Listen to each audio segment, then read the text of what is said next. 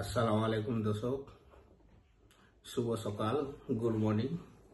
এবং আজকের টপিকটা থাকবে নাইমা খাতুন, সেই বোনের জন্য। সেই বোন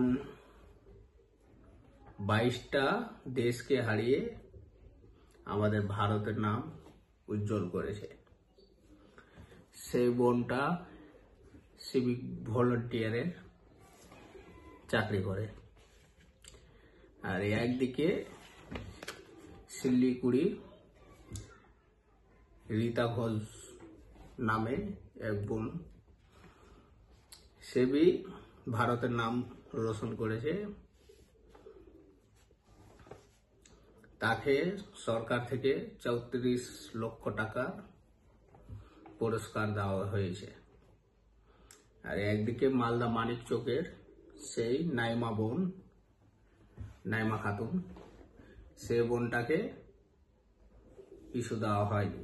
তার জন্য সকলের কাছে অনুরোধ, একটু সাপোর্ট করো নাইমা খাতুনকে, তাকে যেন এক ভালো পথ কি ভালো চাকরির একটা ব্যবস্থা করে দেওয়া হোক।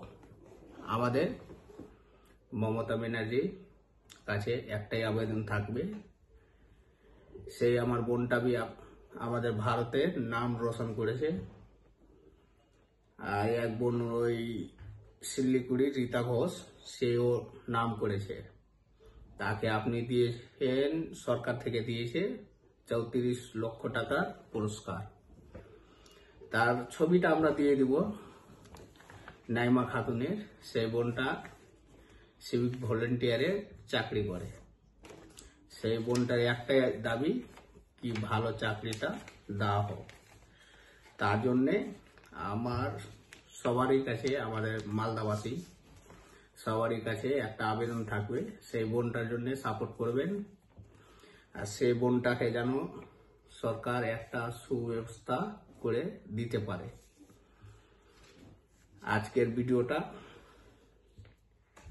এই নাইমা বোনের জন্যই থাকবে।